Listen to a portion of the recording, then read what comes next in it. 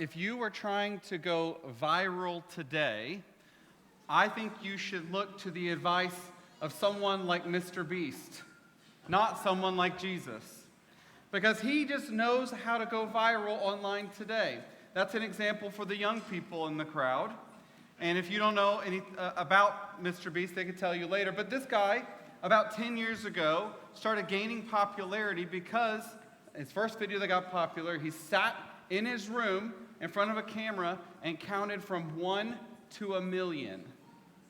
Now that doesn't sound that exciting to me, but maybe, that's what your YouTube algorithm looks like. I don't know. Jesus, on the other hand, has all of the world's gifts and talents, and they come right to his doorstep. He, without even trying, seems to gain in popularity, people just flocking to him. And right at those moments, Jesus does the unexpected. He takes all that popularity, all that fame, and he tosses it away. Today I want to explore who Jesus is and why he does that. Turn in your Bibles to Mark chapter 8. My name is Cale, and we're so glad you're here to worship with us today. Maybe this is your first time at Crosspoint. We're so glad that you are here today as we celebrate Easter. Next week we have already heard about it, we have a Starting Point lunch. And I don't know about you, but I love a free lunch. And I promise it's pretty good, okay? It's not one of those church lunches you just are trying to get out of. We have a good time. You learn a lot about us. Crosspoint exists to make and grow disciples of Christ. And what we mean by that is that we want to follow Jesus. And as his disciple, we want to become more like him. And so you come next week to Starting Point, you're going to learn a little bit more of what it looks like, how we do that, how we help and assist each other in our journey along the way. It is because of a day like today, it is because of Easter that we're here. If Easter Sunday didn't exist, neither would this church exist. And not just this church, any church. I mean, imagine what would we be gathering for if there was no Easter? These places would just be like universities, studying something that happened in the past. Or maybe it would be like a funeral parlor, mourning what was. But we don't just explore the past. We don't just mourn what was. We celebrate what is continuing to happen. We celebrate a tomb that is empty and a God who is alive today. That's what we are here for. And so today I want to explore who Jesus is. We think of him as our Savior, as our Lord, as our King, and as our teacher. And this whole year as a church family, we've been centered on the Sermon on the Mount, thinking about what Jesus, the vision he gives for his kingdom person. We don't want to just know those words. We want to center our life on that teaching. And so today I want to explore more about who he is as a person. Because you've learned a lot about different leaders and philosophers over the years. In fact, my guess is that you know all of these people by one name: Socrates, Plato, Aristotle, Gandhi, Einstein. And then the list could go on and on. And unless, my guess is that one time or another you learned about these people, you had to learn some facts, and you passed the test, hopefully, and then you didn't think about them anymore, right? In fact, I would guess unless there's a philosophy professor in here today, most of us don't know the difference between Plato, Aristotle, or Socrates, which one came first and what they taught. And if you do know, I do not want to know about it, okay? So keep it to yourself. And the reason we don't know as much about that unless you have a degree in it, unless you teach it, is because we can find their tomb. It's because we know where they were laid to rest, and because we still believe that they're there.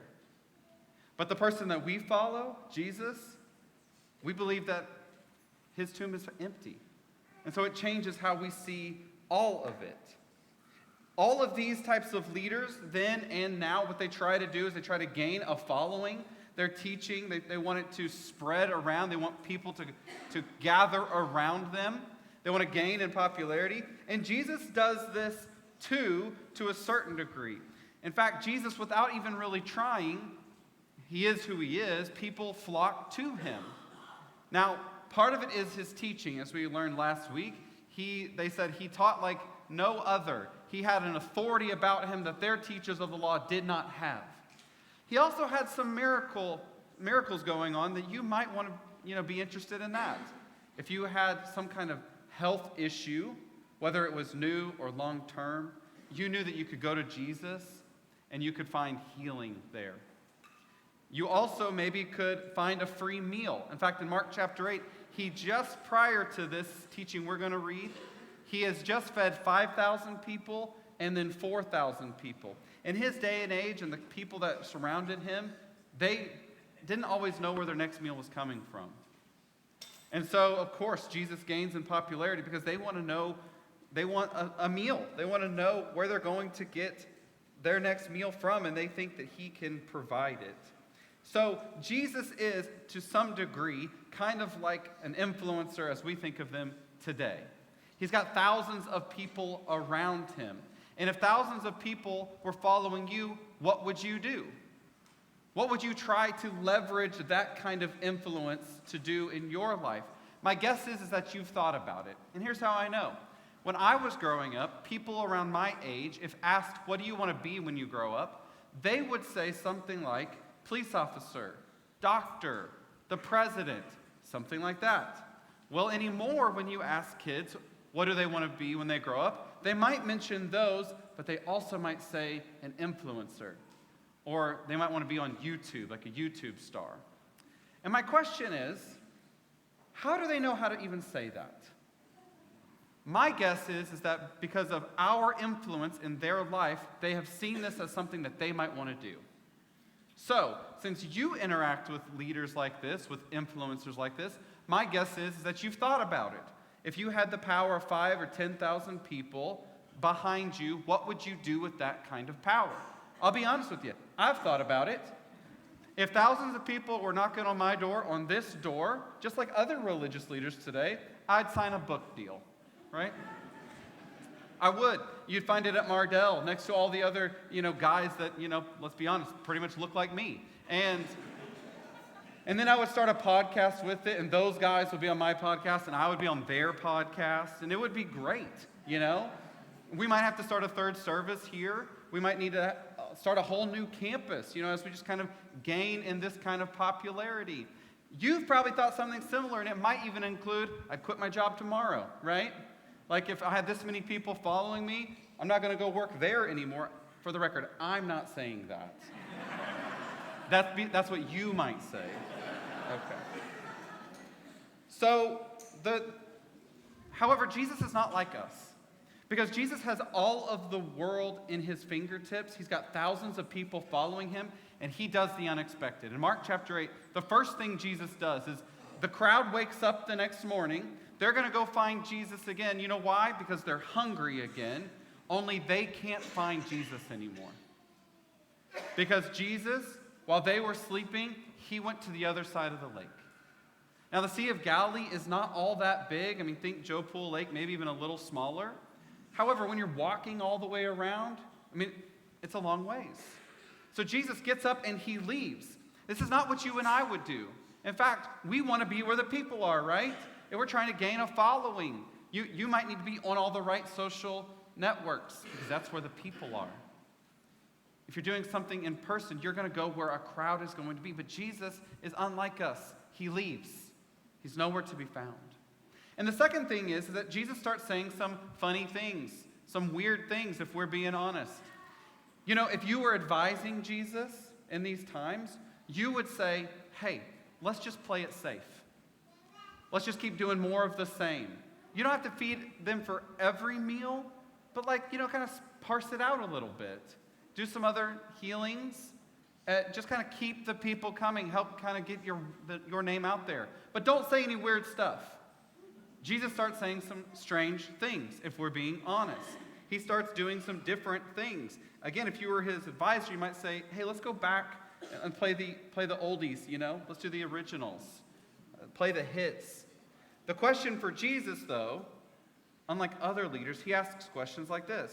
Is the crowd interested in him or in only what he can do for them? Do they actually want a relationship?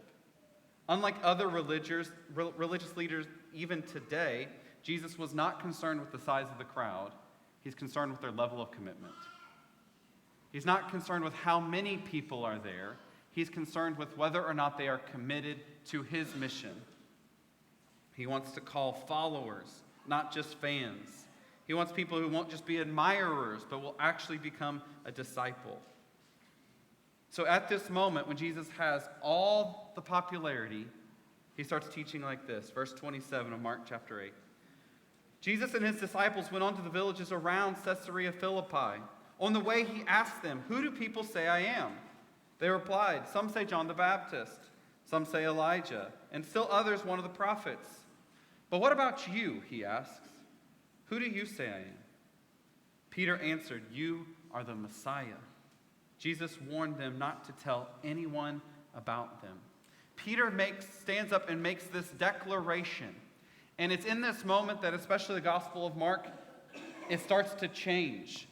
That all of Jesus' ministry will change around this declaration, around this truth, that he is the Christ.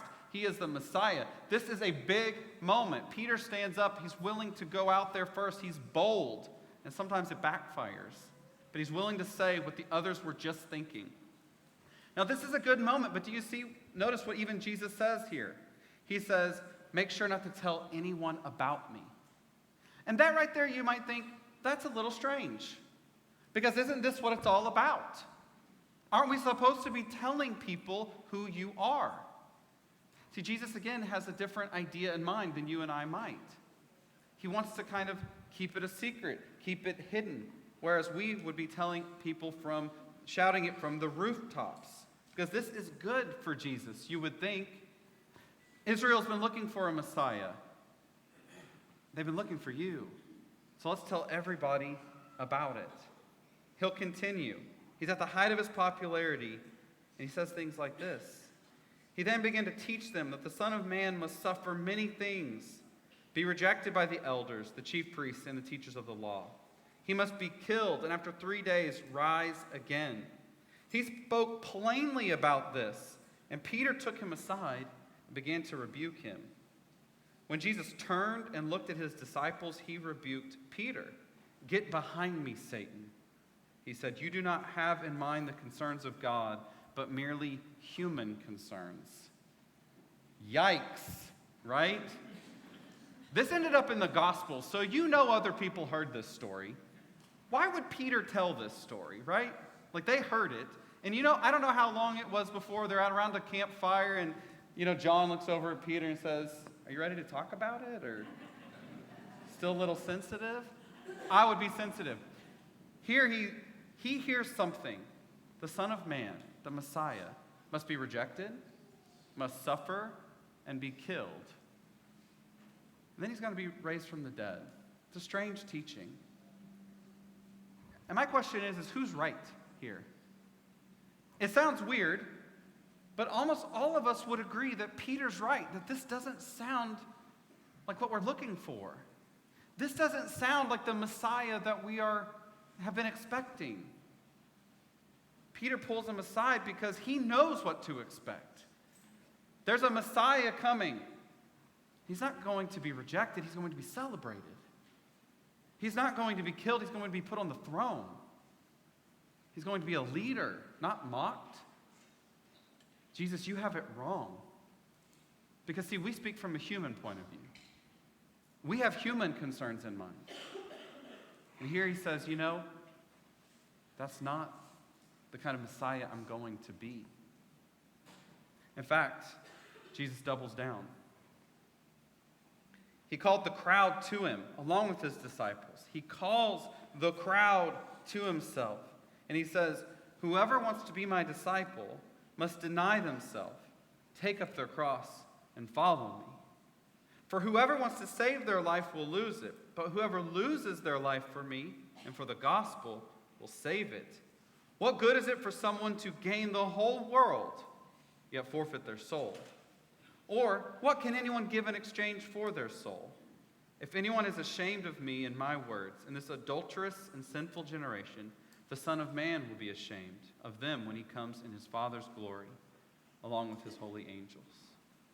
So there are a few slogans in our world today that if I said them to you, you probably would know immediately where they come from. For instance, if I say just do it, that's Nike, yes. If I say have it your way, I'm always surprised at how many people know the Burger King one that fast. Like, we're still eating at Burger King? If I say melt in your mouth, not in your hand, M&M's, of course. And lastly, think different. Apple, okay. Largest company in the world, no big deal. Anyways. Jesus introduces his slogan here. His slogan is going to be, if you want to be my follower, if you want to become like me, deny yourself. Pick up your cross and follow me. There is not one single PR rep out there that would think this was a good idea. Jesus, look at all these people that are following you. Look at all these people who admire you, who want a piece of you. Let's not use that kind of language. Again, let's play it safe. Let's just do something that kind of keeps people wanting more. Let's make it easy. Let's keep it comfortable. And Jesus won't do that. When people heard these words in Mark chapter 8, the invitation to pick up a cross would not be something, we look at it completely different than they would. We look at it and we hear something spiritual and almost like idyllic. We put the cross on jewelry. We hang it on the wall in our homes. That's not at all how they would have thought about it. They would have seen crucifixions in their day. It probably wouldn't happen all the time, but they knew it when they saw it. It's the kind of thing to avoid. It brings shame and humiliation along with the pain and the suffering. It's something that the empire uses, not just the Roman Empire, but others before it. It uses to keep people down, to keep their power over others. And so they would have seen crucifixions before.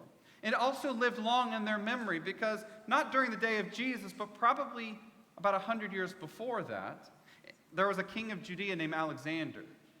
And he got into what we would call a civil war with the Pharisees in his day. They had a difference of opinion about how to be a God-fearing Jew. And once he kind of put the rebellion down to make sure he could keep his power, Alexander took 800 Pharisees and had them crucified in Jerusalem. Not during the day of Jesus, but during their grandparents' day. And I promise you they would have heard about that moment. They would have remembered that. And so when Jesus says to them, you want to be my follower? You pick up your cross. This doesn't sound like a nice, Christian, comfortable invitation. In fact, it's the kind of thing that they start to think, you don't even have in your mind what it means to be a follower, what it means to follow God. Why would we follow you? They would not think Jesus is in his right mind. This doesn't sound like something anyone would want. The cross is not a neutral symbol. It's not a passive symbol. It's something that was the most rejected, the most despised. What is Jesus getting at? Why would he run them through this path? Who wants to follow someone like this? Well, my hope is that we do. This is the call to discipleship. Jesus, as you notice, Jesus calls the crowd to himself, and he says, if you want to be my follower, if you want to be my disciple, you can either be in the crowd or you can be my disciple, but you can't be in both. You can't have one foot in the crowd and yet also be my follower. And to be my follower means you're going to go down a path that looks like the road to the cross. Jesus says, whoever wants to be my disciple must deny themselves, take up their cross, and follow me. So as we go down this road, one at a time, Jesus starts and he says, you must deny yourself. And when you hear something like that, it flies in the face of our culture today. Our culture that says, be true to yourself. Have it your way. If you don't look out for yourself, nobody else will. And Jesus instead says, you have to deny yourself. It's not only what Jesus taught, It's what Jesus showed us by his life. Jesus, who had it all at his fingertips, who could have done anything, could have been anyone. And do not for a second forget that he was also a human who would have been tempted by all of those things. And yet, every step of the way, he denied himself. For you and for me, this is going to be a daily decision to deny ourselves. Every moment, every decision, every instance we come to, we have to ask ourselves, am I looking out for my own best interest? Is it for my glory? Or is it for his? Jesus says, you deny yourself. And only after being able to deny yourself can you pick up your cross. For the Christian, the cross is not going to be forced upon you. Just like theologically we understand that Jesus was not forced into the cross. Jesus made a decision for the cross. It's not going to be forced upon you either. But the understanding when we pick up our cross is we understand there's going to be suffering involved. There's going to be sacrifice. Picking up our cross doesn't allow us to live a comfortable life, but it asks us to ask these types of questions. Am I really carrying my cross if there is no suffering or sacrifice in my life? Am I really carrying my cross? If I can't answer a question like this, when was the last time following Jesus cost you something? When was the last time following him cost you something? When was the last time you were mocked for having your faith? Unfortunately, in our day and age, the situation we find ourselves in, almost always being a Christian helps our reputation. It's additive to our life. Jesus says it should cost you everything. So what happens for the American Christian is when it gets a little bit difficult, we want to back away. We want to put the cross to the side. But Jesus says if you cannot deny yourself and then take up your cross, you cannot follow me. You must deny yourself, take up your cross, and then, and only then, can you follow him. This is what it means to be a Christ follower, is to join him on the road to the cross. Now you hear a teaching like this from Jesus, or all year like we've been thinking about the Sermon on the Mount, his vision for a kingdom person, to live a different type of way, to be the person who looks not only for our interests, but for the interests of another. Why would you do any of this? Why would you follow this person? If you are following a leader or an influencer today, they have a promise for you. The promise may be that you'll be more productive at work, that you'll be able to make all kinds of more money, that you'll work out better, you'll be thinner, you'll look better, that you'll have all these life hacks and these tips to live a better life. Whereas Jesus offers you the cross. Why would you follow this person? It's because of what we read in Mark chapter 16. When the Sabbath was over, Mary Magdalene, Mary the mother of Jesus, and Salome bought spices so they may go and anoint Jesus' body. Very early on the first day of the week, just after sunrise, they were on their way to the tomb, and they asked each other, "Who will roll the stone away from the entrance of the tomb?" But when they looked up, they saw the stone, which was very large, had been rolled away. As they entered the tomb, they saw a young man dressed in a white robe sitting on the right side, and they were alarmed. "Don't be alarmed," he said. "You are looking for Jesus, the Nazarene, who was crucified. He has risen. He is not here. See the place where they laid him? But go, tell his disciples and tell Peter. He is going ahead of you into Galilee, and there you will see him, just as he told you." Before you sets a teaching from Jesus, not only about what a good life actually looks like, how to live as a kingdom person, but also a teaching that what it looks like to become his disciple, what it looks like to deny yourself, pick up your cross and follow him. And the only reason we do any of that is because we believe in the Easter story. It's because we believe that the tomb was found empty. Because if it wasn't, as Paul writes, we should be mocked. But church, you and I are here today because we believe that even in our own hearts, that we arrive at a tomb expecting to find someone dead. Expecting it to be like a university, looking back in the past, just learning about what was. Or like a funeral service, celebrating, memorializing someone who is past us. But we don't believe that to be true. We believe that through the power of God, Jesus is alive today. Imagine if you were one of those first followers. You arrive at the tomb. You're not sure what to make of this man. But as like Peter says another time, where else will we go? You follow him not knowing if he's in his right mind or not. And you find an empty tomb. And it casts a different light on everything else you've already heard. That he is who he said he was. That his teaching is worth dedicating your life to. That he is worth giving your life over for.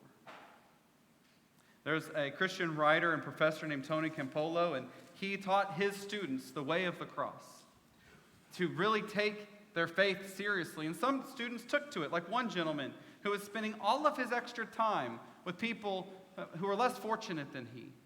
That he was starting to change in some ways. And this made his father very upset. So one day he called a meeting with his son's professor. And he dragged his son into his professor's office. And he started berating Tony. And he said, you know, all of this Jesus Christianity stuff is good up until a point. And it's there that his son interjected and he said, up until what point, Dad? Up until it costs us something? Up until the cross? See, many of us come to Jesus and we want to hang back in the crowd. That Jesus, on the days when the most people were there, the people who were flocking to him, he gave a teaching like this. And the invitation for us today is to not just stay in the crowd, to not just be an admirer of his, to not just stay on this side, but to give over everything and to become his follower. You can't keep one foot in the crowd and also be his follower. For Jesus, there is no middle ground. You're either his disciple or you're not. And the choice is yours. That choice will lead you to the cross. But the cross does not give you an empty promise. The cross gives you the tomb. And we believe that when we go to the cross, that just like Jesus, we are promised a new life in him. That Jesus says, I will give you the life that is truly life. Why would you gain the whole world, yet forfeit your soul? So as we close today, our shepherds and their wives will be around the room. And we know that in every room like this, you bring lots of needs for prayer today. And we believe that the same power that raised Jesus from the dead is active and alive today. That same power that brought back life to him is the same power that will act in your life. And so we believe in the power of prayer. So as we close today, we want to invite you to that. We want to invite you to, if you're still clinging to this old life, we want to invite you to a new life in him. The road is through the cross, and it's worth everything. Let's stand and sing.